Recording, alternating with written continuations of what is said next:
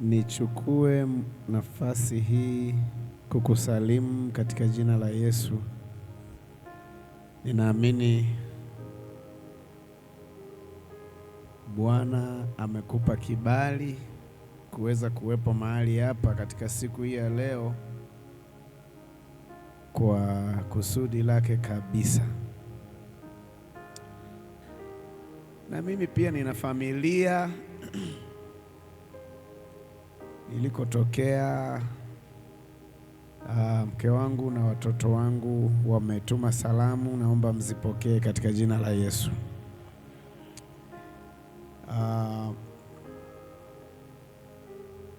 Nilifunga ndoa mwaka wa 2000,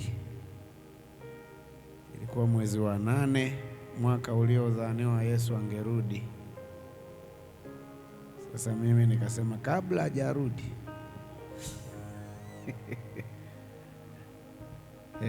kwa hiyo namshukuru Mungu, lakini kila mara utanisamehe kama ulishawahi kunisikia na kisema hiki kitu kwamba mtoto wa kwanza tulimngojea miaka 11 ndipo akapatikana, na leo tuna watoto 4, wawili wa kiume, wawili wa kike. Kwa tunambariki Mungu hata kwa ajili ya jambo hilo.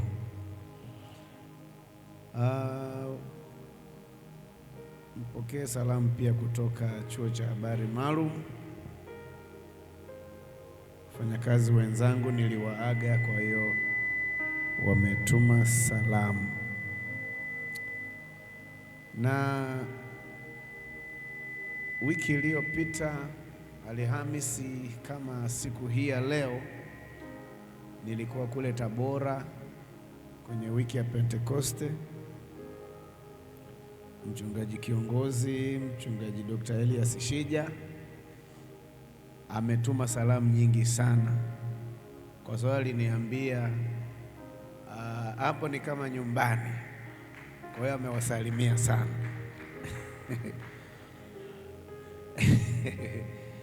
Ndiyo, nisije nikamtenda Mungu dhambi kwa kutokuwasilisha salamu nilizopewa. Na sasa nilipopewa mwaliko kuja kufanya semina ya mambo ya uimbaji, basi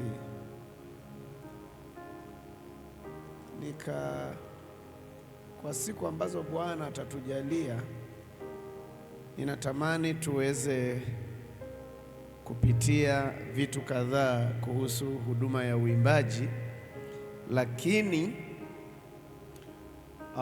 kama mlivyoona kwenye tangazo, kauli mbiu ondoa nyimbo za Babeli madhabahuni, rejesha nyimbo za Sayuni. Hiyo ndiyo kauli mbiu, ndiyo kampeni ambayo niko nayo, kwa sababu tumechoka na utoto unaoendelea madhabahuni na vituko vinavyoendelea madhabahuni, kwa kutofautisha kati ya nyimbo za madhabahuni pa Mungu. Maana madhabahu ziko nyingi. Kuna nyimbo za kwenye madhabahu ya Mungu ambazo zinapaswa kutumika au kutumiwa katika madhabahu ya Mungu, na kuna nyimbo ambazo siku hizi zinaimbwa madhabahuni lakini si mahali pake kabisa.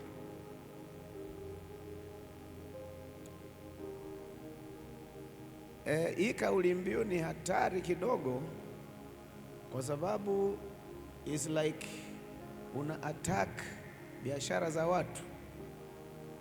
So siku hizi tuna waimbaji ambao ni wafanyabiashara, waimbaji wa gospel ambao ni wafanyabiashara.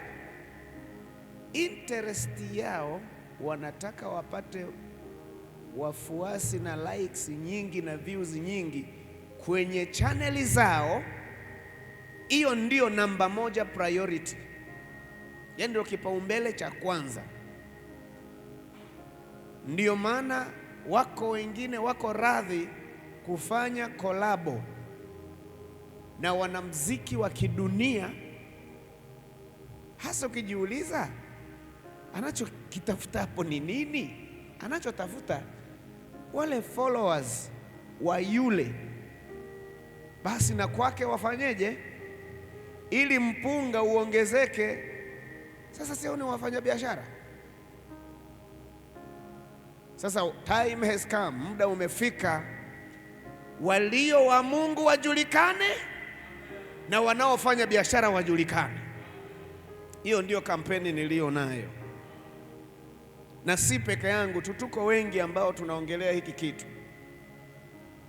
Tumechoka na kuchezea maisha ya watu. Watu wanakuja kanisani, wameacha kazi zao, wameacha vitu vyao vya maana, wanakuja kanisani, alafu wanakutana na nyimbo za Babeli, wanakutana na mizaha, wanakutana na komedi. Maana kwa wengine wanatumia, unajua kuna kitu kinaitwa stage performance, halafu kuna kitu kinaitwa huduma ya madhabahuni. Hivi ni vitu viwili tofauti. Kuna tofauti ya anayehudumu kwenye madhabahu ya Mungu na anayefanya stage performance. Hayo yote nadhani mnayaona hata nyinyi. Kwa hiyo ukiona mbwembwe zinazofanyika, mbwembwe za mavazi, mbwembwe za stepu, mbwembwe sijui za nini, unagundua na unaweza ukatofautisha, hapa kuna stage performance au hapa kuna huduma. Kwa hiyo matokeo yake tumefika mahali, na bahati mbaya sana, ndiyo maana mimi sasa hivi nasema ikiwezekana hizi semina za mambo ya uimbaji wasiwe wanakuja waimbaji tu, wawe wanakuja washirika wote, kwa sababu si wote ni waimbaji. Kwani nyinyi mkiongoza praise and worship, wakina nani wao wanaitikia? Si ni wao? Halafu kitu kingine, hata wachungaji, na nashukuru sana mchungaji yuko hapa, ni muhimu sana kuwepo, kwa sababu inasaidia tuzungumze lugha moja. Yaani mchungaji pamoja na waimbaji wazungumze lugha moja, ili kuepusha majanga ambayo yanajitokeza katika kanisa katika nyakati hizi. Kuna namna ambavyo washirika wakiwa na uelewa juu ya haya ya huduma ya uimbaji inapaswa ifanyikeje. Kuna wakati mwingine waimbaji mtasimama na kufanya kitu, mshirika atakufuata, hata wahoji, jamani, ndugu zangu, hapa vipi? Mbona tumeanza ni kama tunakoelekea siko? Hiyo ndio maana ya kusema hata washirika ingekuwa muhimu hata wao wanakuwa wanashiriki, na mchungaji na yeye kama kiongozi akiwa na uelewa sahihi juu ya hiki kitu. Siku ikatokea mwimbaji au waimbaji wamefanya kitu ambacho sicho, unawashusha madhabahuni, unamwambia teremkeni. Kama ndo hivyo, hatuji hapa kupoteza wakati na kupotezea watu wakati. Tunakuja hapa ili tunaposimama hapa, lengo watu wahudumiwe mahitaji yao. Watu si kwamba wanakuja hapa kanisani hawana kazi za kufanya, wanazo nyingi tu, lakini wanakuja hapa yumkini kuna chochote kinaweza kikatokea, Mungu akawahudumia kutoka kwenye mambo wanayoyapitia, uko ofisini, uko wapi. Kwa hiyo wanapokuwepo mahali hapa, Mungu kuna kuwa na hiyo dhana ndani ya mioyo yao kwamba inawezekana katika haya anayopitia Mungu atanihudumia kupitia mimi kuwepo katika ibada. Na kama ambavyo tutakavyoona, huduma ndani ya kanisa inafanyika kwa njia mbalimbali, kwa nyenzo nyingi sana ambazo Mungu anazitumia na ambazo Mungu ameziweka, uimbaji ukiwa mojawapo. Amina. Sasa nataka tuanze utangulizi wa somo letu kwa kuangalia changamoto ambazo uimbaji wa kanisani leo unakabiliwa nazo. Changamoto ya kwanza, kama ambavyo nimeshadokeza, sasa hivi nyimbo zisizopaswa kuimbwa madhabahuni zinazidi kuongezeka. Hiyo ni changamoto mojawapo, na tutaona hata matokeo yake ni nini. Nyimbo za Babeli, Babylonian songs, zinaimbwa madhabahuni. Hii concept nimeipata wapi? Zaburi 137, Zaburi 137 inasema, kando ya mito ya Babeli ndiko tulikoketi, tukalia tulipoikumbuka Sayuni. Zaburi 137 mstari wa kwanza, nitasoma mpaka wa 4. Kando ya mito ya Babeli ndiko tulikoketi, tukalia tulipoikumbuka Sayuni, katika miti iliyo katikati yake tulivitundika vinubi vyetu. Manake tuliweka kando ule utumishi tuliokuwa tunaufanya, zile nyimbo za Sayuni tulizokuwa tunaziimba kule Sayuni, kwa kutumia vile vinubi tulivitundika juu ya miti tulipokuwa Babeli. Haya, maana huko waliotuchukua mateka walitaka tuwaimbie. Sasa na waliotuonea walitaka furaha. Tuimbieni baadhi ya nyimbo za Sayuni. Hapa ndipo nimetoa hii concept. Kuna nyimbo za Babeli na nyimbo za Sayuni. Sasa mstari wa 4 unasema, tuimbeje wimbo wa Bwana katika nchi ya ugeni? Unaona, leo kuna nyimbo zinaitwa nyimbo za gospel zinapigwa baa. Tayari hilo ni tatizo. Wengine wanaichukulia hii ni kama positive, in a positive way, kwamba si injili inahubiriwa kule. Sasa ni sawa na wewe pianisti uende kupiga piano bar, alafu nadai kwamba ninahubiri injili kwa kupiga piano bar. Sasa this is already a problem.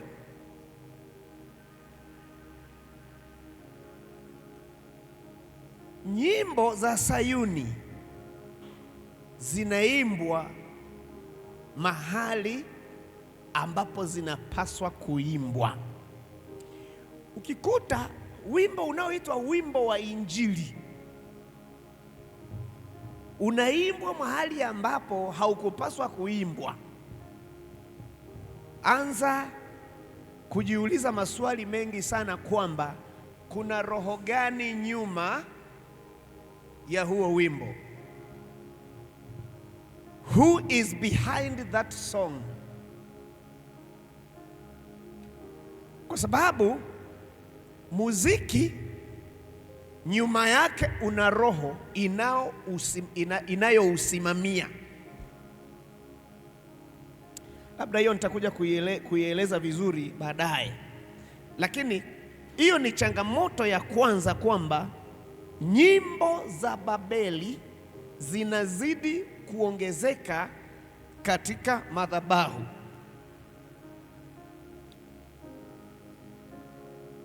Nyimbo za Babeli ni zile nyimbo ambazo Mungu anaziita kelele. Amosi sura ya 5, kitabu cha Amosi sura ya 5 na mstari wa 23, Biblia inasema, unaweza ukaunganisha ukianzia mstari wa 21, mimi nazichukia sikukuu zenu na zidharau, nami sitapendezwa na makutano yenu ya dini. Naam, ijapokuwa mnanitolea sadaka zenu za kuteketezwa na sadaka zenu za unga, sitazikubali, wala sitaziangalia sadaka zenu za amani na za wanyama walionona. Mstari wa 23 anasema hivi: niondoleeni kelele za nyimbo zenu, kwa maana sitaki kuzisikia sauti za vinanda vyenu. Niondoleeni kelele za nyimbo zenu, maana sitaki kuzisikia sauti za vinanda vyenu.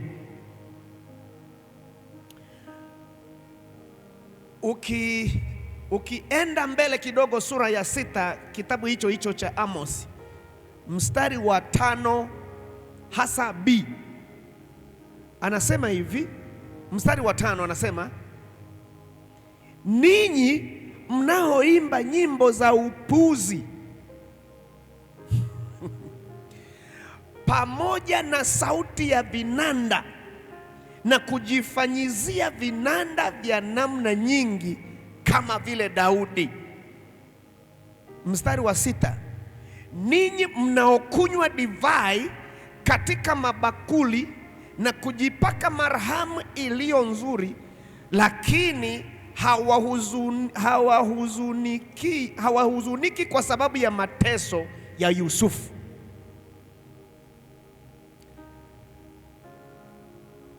Kuna nyimbo ambazo Mungu anazita ni nyimbo za upuuzi, alafu zingine anazita ni kelele mbele zake. Ndio anasema toeni hizo kelele mbele yangu. Kwa siropoki tu vitu, naongea kutoka kwenye maandiko. Kuna nyimbo ambazo mbele za Mungu ni kelele, na hizi ndo nyimbo za Babeli. Alafu kuna nyimbo za upuuzi ambazo zinafananishwa na nyimbo za Daudi, ambazo ndo nyimbo za Sayuni. Sasa tunazitambuaje hizi nyimbo?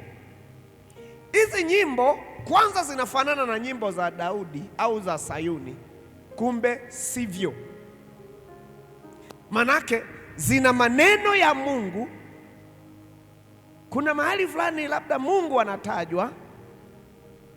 Sijui kama mmeshasikia, kuna baadhi ya waimbaji ambao wako chini ya management fulani wanazuiliwa kutumia jina la Yesu kwenye nyimbo zao. Sijui kama mnalijua hilo. Kama mlikuwa hamjui, ambi usi unataja Yesu.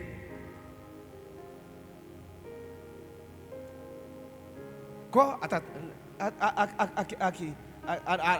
ataweza labda kutumia neno jingine, labda baba, au sijui, yaani atatafuta namna kukwepa kutaja jina la Yesu. Kwa nini?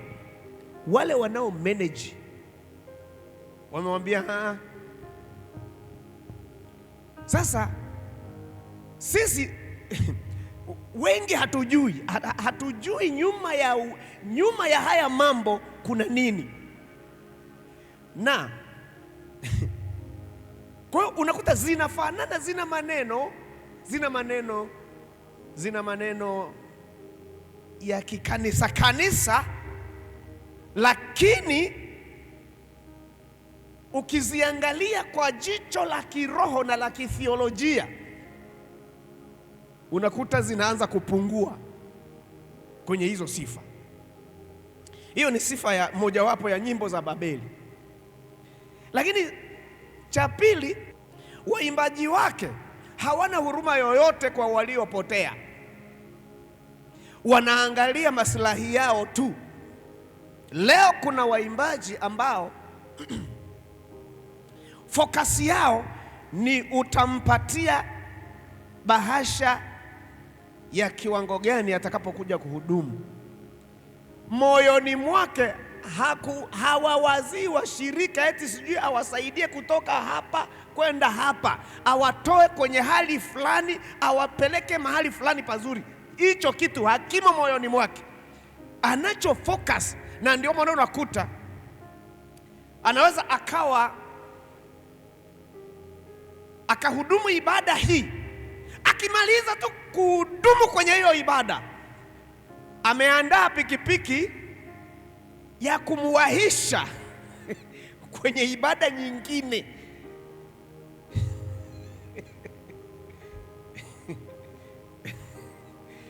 Au ameyaoni hayo? Huo ni utalii, sio huduma. Hiyo sio huduma, ni utalii. Halafu sifa nyingine nimeshaisema, hii zina maneno ya kanisa lakini hazina vigezo vya kumsifu na kumwabudu Mungu. Baadaye nitakuja kueleza maana ya kusifu na kuabudu, halafu na nyinyi ndio mtaamua, je, huo wimbo una vigezo vya kuitwa ni wimbo wa kusifu au ni wa kuabudu? Maana kuna wengine huwa tunafikiri wimbo wa kuabudu ni wimbo wenye biti ya taratibu, kitu ambacho sio kweli, na wimbo wa kusifu ni wimbo wenye biti ya haraka haraka. Nani alikwambia? Yaani hizi zote ndio misconceptions zilizopo. Kwa hiyo baadaye nitaeleza maana ya kusifu na maana ya kuabudu, alafu ndio tutaona sasa, je, hizi nyimbo zingine tunazishabikia sana, na tunazo kwenye simu zetu tumeweka ringtone. Ndio tutaamua, je, hizi ni nyimbo za kusifu au vipi, au ni za kuabudu? Kwa zina maneno ya kanisa, lakini hazina vigezo vya kumsifu na kumwabudu Mungu. Haya, sifa nyingine, nyimbo hizi hazibebi upendo wa Kristo, hazina ujumbe wa msalaba, hazibebi ujumbe wa Kristo. Ni nyimbo zimejaa mipasho, nyimbo za mipasho. Si unajua siku hizi kuna mipasho gospel.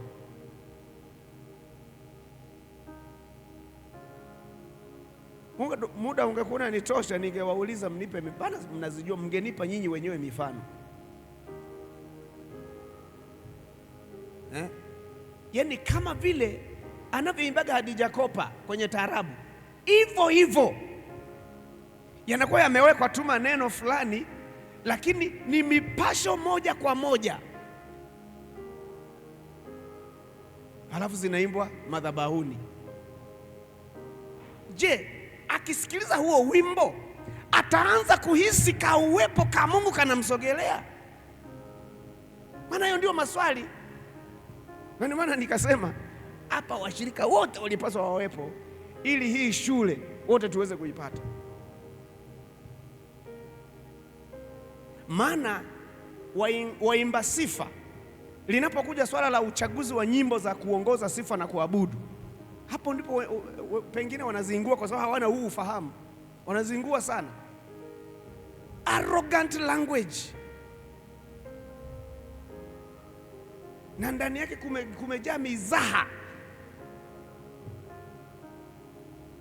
Sifa nyingine ya nyimbo za Babeli zinatukuza mtu au nafsi ya mtu, anajitukuza mwenyewe au watu, badala ya kumtukuza Mungu aliyetuumba ili sisi ndio tumtukuze. Kitu ambacho mimi kinaniogopesha ni kwamba nyimbo nyingi ambazo sasa hivi zinatolewa, they are not directed to God, they are directed to me. Yaani Mungu anachomekwa tu, lakini mimi ndio main topic. Sasa hiyo hapo ndio sasa ndio tutakapokuja kueleza maana ya kusifu na kuabudu, ndio hapo hata wewe utaamua. Maana unaweza kuwa unanishangaa, huyu jamaa vipi? Lakini ndio hivyo, ndio maana nimesema kuna nyimbo nyingi zimepigwa muziki mzuri, zimepigwa vizuri, music arrangement yani safi, lakini they are not praise and worship songs.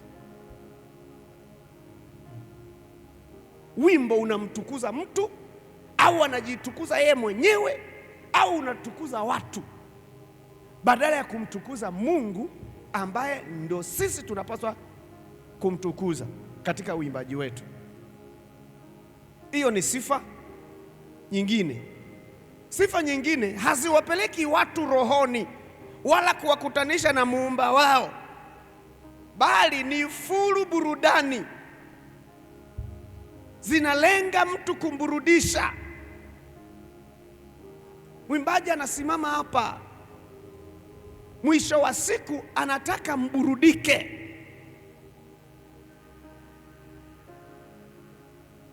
Lakini kule kukutana na Mungu, inakuwa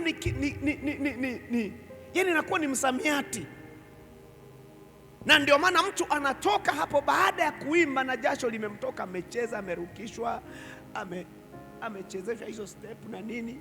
Haya, kushoto, kulia. Baada ya hapo, kama alikuwa mzinzi, anaondoka na uzinzi wake uko pale pale, na ikiwezekana anafanyia huo uzinzi humo kanisani na hao waliokuwa naimba nao, wakati ametoka kuimba mbele za Mungu. Mungu gani unaweza kaimba mbele zako katoka na matatizo yako?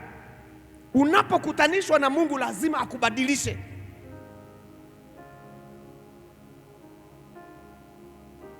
Kwa haziwapeleki watu rohoni, zinaburudisha akili na mwili wa mtu, lakini ile roho ya mtu kuconnect na muumba wake amna.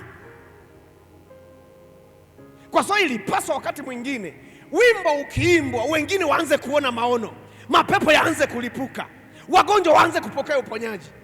Lakini hakuna kitu kama hicho kukiona. Watu wanaishia leo ilikuwa mliimudu nani stage leo, mliimudu. Kwa kuna swala la kumudu stage kumbe. Leo I say umevunja leo. Yaani lugha kama hizo zinatumika kanisa. Say fulani, jamaa alikuwa anavunja, amevunja kodi leo.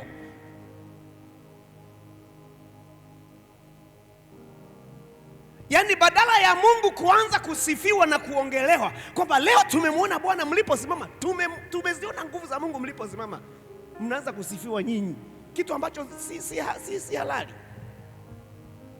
Anayetakiwa kusifiwa baada ya huduma ni Mungu, sio nyinyi waimbaji, sio wewe chombo. Wewe ni chombo tu, unatakiwa kutumika kama chombo ili mwisho wa siku, maana alisema nikiinuliwa sana, nikiinuliwa juu, ndipo nitaweza kuwavuta wote waweze kuja kwangu. Sasa badala ya kumuinua Mungu, unajiinua wewe, unainua nini? Kuna watu mpaka wanaimba gospel ya kusifia sijui mke wake au watoto wake. anamwimbia mpenzi wake.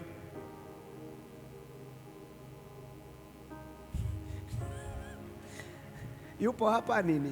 Mbona naona watu wanageuka?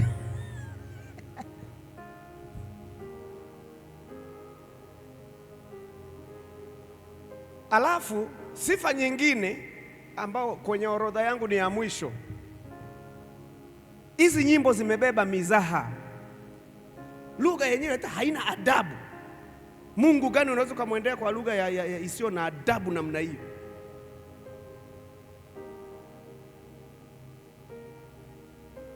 Mkiimba liwimbo la namna hiyo na mimi nipo, mtashangaa kitakachotokea.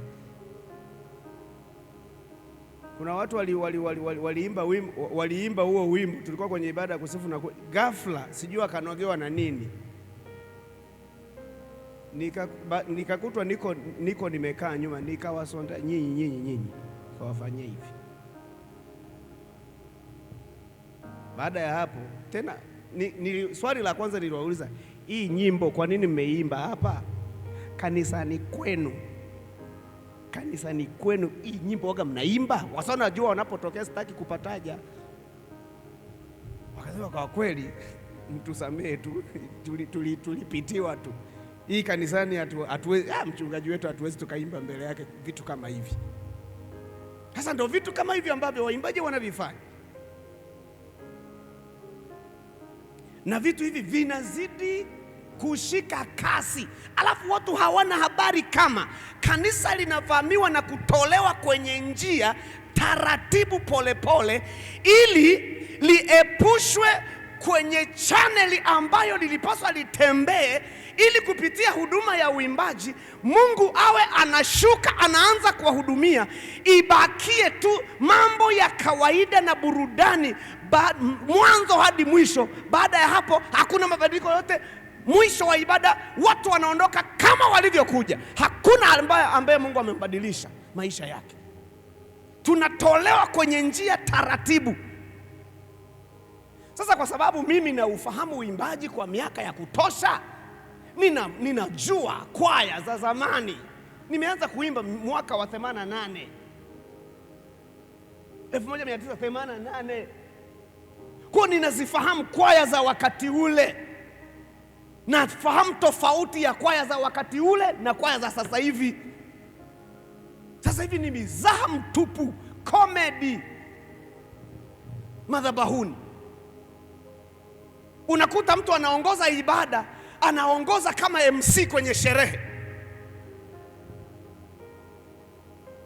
Atafanya vichekesho sijui nini. Yaani hakuna tofauti, kutofautisha sherehe na ibada. Lengo la ibada tunapokuja, yani lengo tunapokuja ibadani, the final step ni kuhakikisha tumekutanishwa na huyu Mungu ambaye tumekuja kumwabudu, na sio kuburudishwa.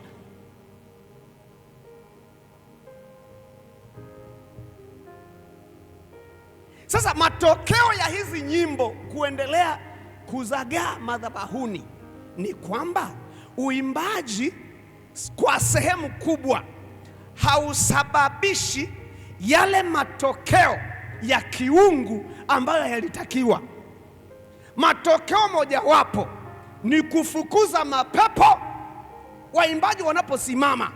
Mimi nimeshuhudia, ni shahidi, kwaya zilikuwa zikisimama kuimba, wakiimba yani katikati ya wimbo unashangaa mapepo yanaanza kulipuka, watu wanaanza kujazwa Roho Mtakatifu. Tofauti kabisa na kinachotokea leo, hasa waimbaji wanakwaya.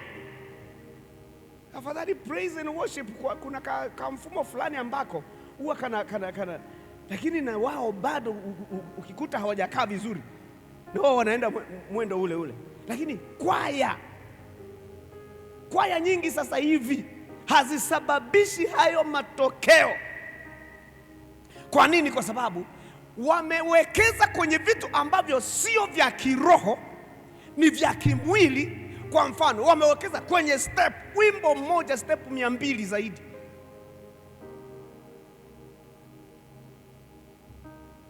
Sasa matokeo yake yale mastepu yanakupotezea attention ya kujiconnect na Roho Mtakatifu unapokuwa unaimba, ili utakachokuwa unakiimba Roho Mtakatifu awe anaenda nacho kwenye maisha kwa wale wanaosikiliza. Muda wote sasa hivi inafuata kurusha nini? Ni kurusha makalio.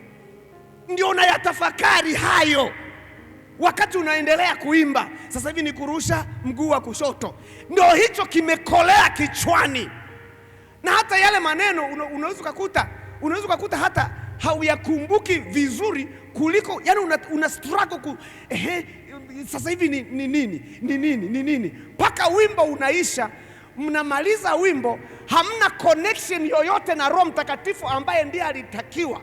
Mnaposimama kuimba, mconnect na yeye ili avuvie kile mnachokiimba, ili kinapoenda kiende kimebeba mamlaka ya kimungu itakayobadilisha maisha ya watu kwenye mioyo yao.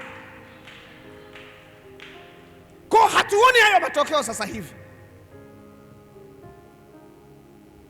Kufukuza pepo, kuchanganya maadui. Maana sifa na kuabudu, kama kuna maadui zinaweza zikatumika kuwachanganya maadui, alafu mwisho wa siku mnawashinda. Unajikuta wao ndo wanaanza kupigana wao kwa wao.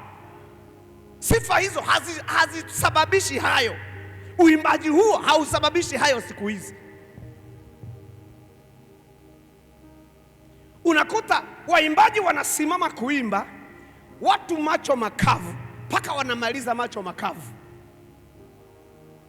Yaani mnawaacha watu ni wakavu, mnasimama wakavu, alafu mnawaacha ni wakavu.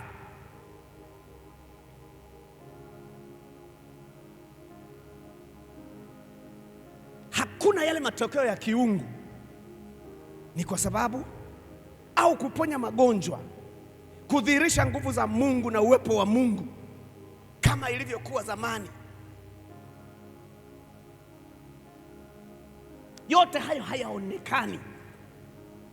Lakini pia matokeo yake, uimbaji wa gospel wa kanisani leo umefananishwa na uimbaji wa kawaida. It is all about performance. Unafananishwa, yani hatuchori mstari kwamba uimbaji wa kanisani unaishia hapa na uimbaji wa kawaida. Hamna tofauti, hakuna ule mstari. Na matokeo yake ndio maana leo waimbaji hawaoni shida kufanya kolabo na mwanamuziki wa kidunia. Wanaona eti hicho ni kitu sawa.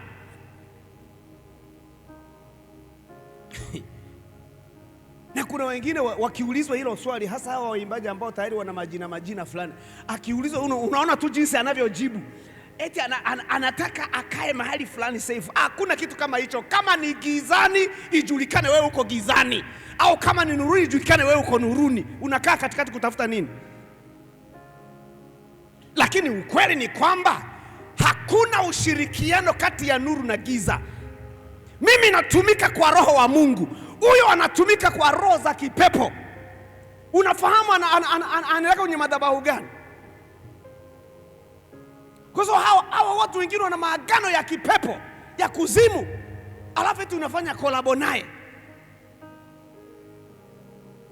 Lengo ndo kama hilo, upate na wewe views nyingi, upate followership nyingi, ili ulipo hela nyingi kupitia chaneli yako, akaunti yako.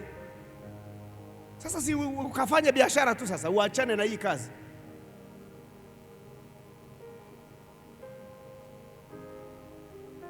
Ndiyo maana leo waimbaji wako tayari kukopi beat ya secular. Anatoa tu maneno beat ni ile kila kitu kile, anapachika maneno, anatafuta Yesu na Mungu na nini hapo anaviweka. Lakini beat, wakati kwenye hizi artwork, hizi kazi za sanaa zina copyright. Yule mtu wakati anaandaa ile beat, wakati anaandaa ule wimbo, kuna mwenye copyright. ndio utakuta huyo ndio maana kuna nyimbo nyingi za gospel zinapigwa baa. Kwa nini? Si wanafahamiana kwamba huyu ni wa kwetu.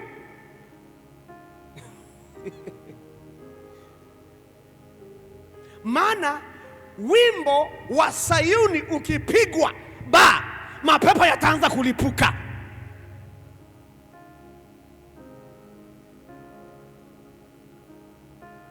Mimi nimefuatilia sana hiki kitu. We fuatilia kama nyimbo za Dr. Ipyana unaweza kukuta inapigwa baa. Fuatilia.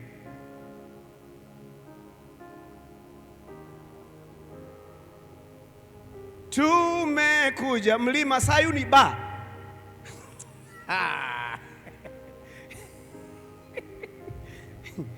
Wanaanzia wapi? Mtu amelewa anazini baba wa familia anazini na kibinti hiki kibinti amekipa hela zote, alafu wimbo wako ndio unachagiza ile starehe yao. Lazima iwepo tofauti kati ya nuru na giza. Kama umeamua kukaa upande wa Mungu, kaa upande wa Mungu.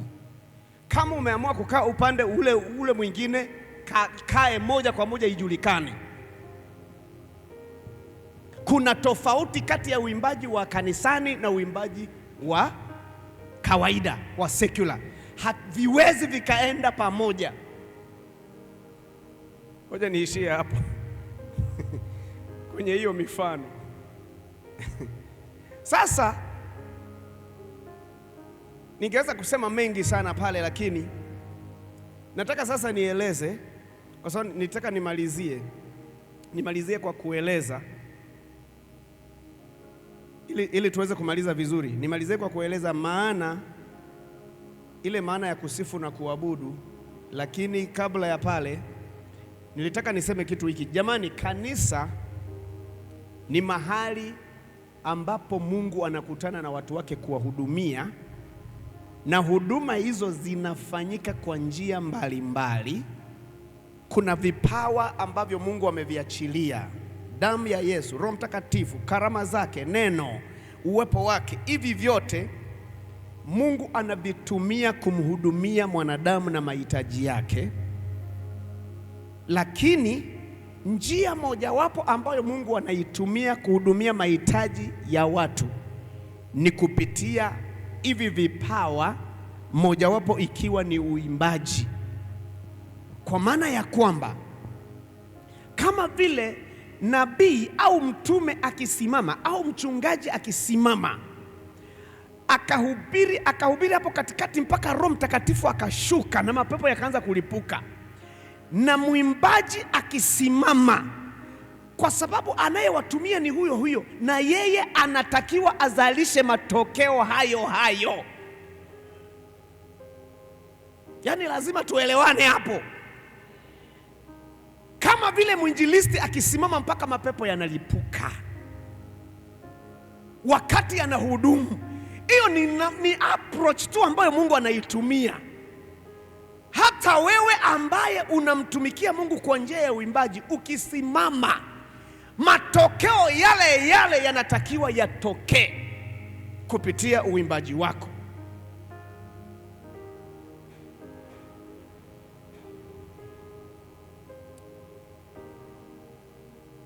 Kwa hiyo Mungu anahudumia kanisa kwa njia mbalimbali kupitia hivyo vipawa. Kwa mujibu wa Efeso sura ya 4 mstari wa 11 hadi wa 15, vipawa hivyo vimetolewa. Zile huduma ya kitume, ya kinabii, sijui na nini, zimetolewa. Mstari wa 12 anasema kwa kusudi la kuwakamilisha watakatifu, hata kazi ya huduma itendeke, hata mwili wa Kristo ujengwe. Hivi vipawa vimetolewa. Tukumbuke huduma ya uimbaji, maana kuna watu huwa wanajifanya ni wataalamu wa kuchambua Biblia, wanasema uimbaji sio huduma. Huduma ni utume, uchungaji, unabii na uinjilisti. Lakini tutakuja kuona hiyo, lakini uko mbele kuthibitisha kwamba uimbaji ni huduma kamili, tena ndio the oldest ministry ambayo Mungu aliandaa. Kwa hiyo ukijumlisha na uimbaji sasa, ndio Mungu akaongezea na hivi vipawa sasa vya kitume, kinabii na vitu kama hivi, ili kazi ya huduma itendeke. Kuna shuhuda nyingi za watu ambao waliokoka kupitia kusikiliza nyimbo. Wangapi leo wanatubu kwa kusikiliza hizo nyimbo tunazoimba?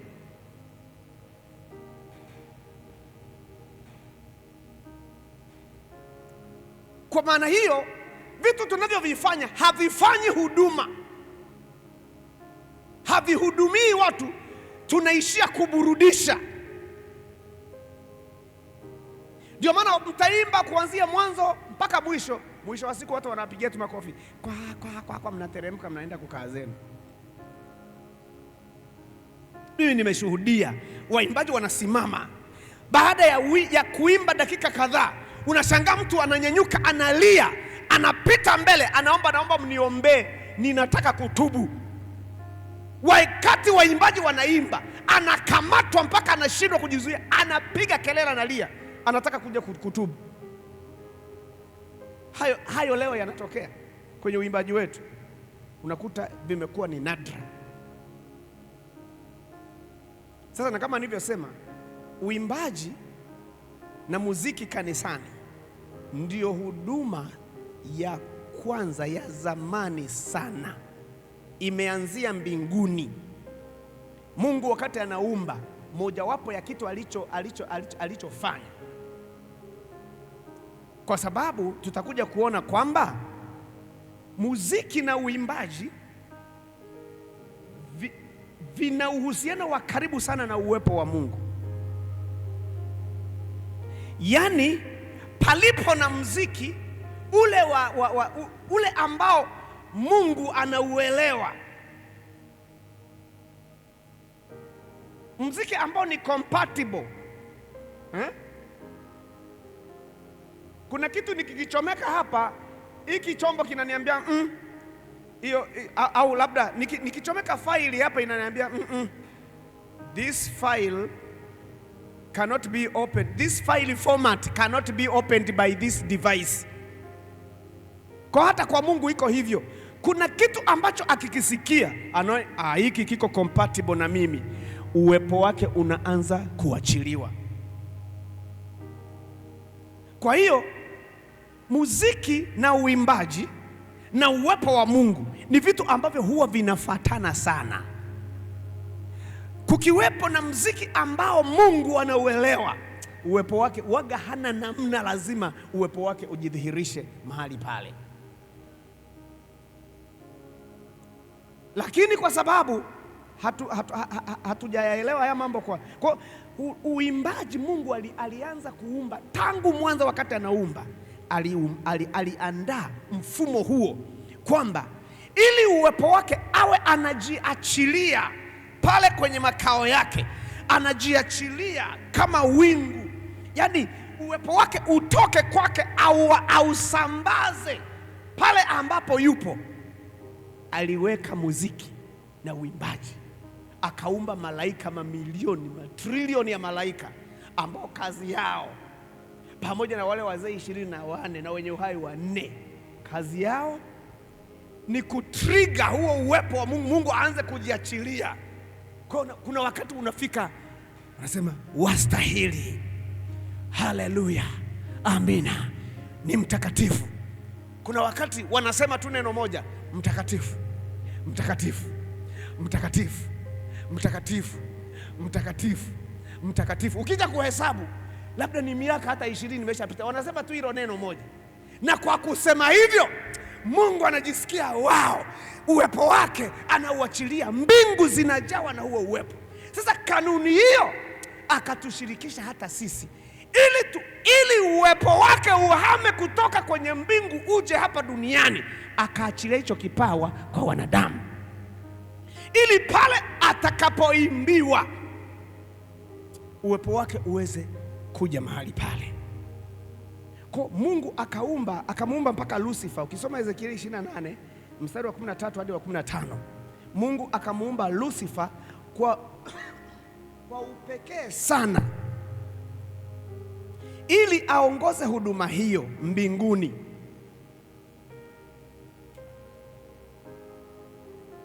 Ili kuhakikisha mbingu zimejawa na sifa na uwepo wa Mungu. Ezekieli 28:13 hadi 15, Isaya 14:10 hadi 16. Lucifer alikuwa ni malaika maalum ambaye alikuwa akinyanyua bawa lake moja, zinatoka sauti za ajabu tamu mpaka Mungu anaweza wow. So muziki na uwepo wa Mungu ni vitu ambavyo yani huwa vinafuatana sana, kuna uhusiano wa karibu sana. Ahabu, unabii uligoma kushuka, uligoma kutoka, mpaka Roho Mtakatifu amwambia ita mpiga kinanda kwanza. Ukisoma hiyo Wafalme wa Pili sura ya 3 mstari wa 15 inaeleza hicho kitu. Kwa alipoita mpiga kinanda alipokipiga, ndipo unabii ukashuka, akaweza kutabiri. Kuna uhusiano wa karibu sana kati ya uwepo wa Mungu na muziki. Sasa na tuelewe ya kwamba kuna siku mahubiri yatakoma. Mchungaji, kuna siku tutaachishwa kazi. Mambo ya kushika maiki namna hii na kuanza hakuna. Haleluya, haleluya, yataisha. Sijui which list, sijui nini, vyote hivyo vitafika mwisho, lakini uimbaji utaendelea milele na milele. Kwa taarifa yako, mimi sijui kuimba, mbinguni utaenda kuimba.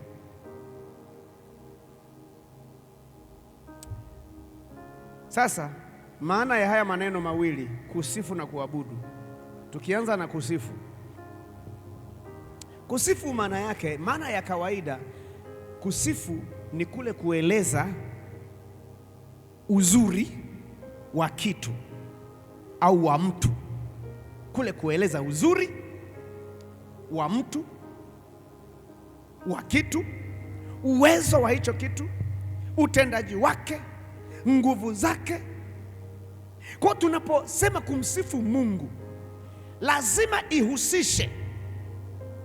Tunaposema sasa tunaenda kumsifu Mungu, lazima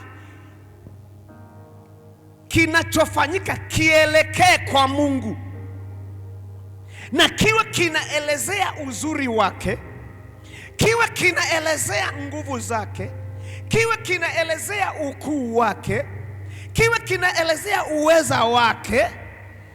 Ni ile hali ya kumtukuza na kumuinua na kumuenzi kuliko mtu au kitu kingine chochote.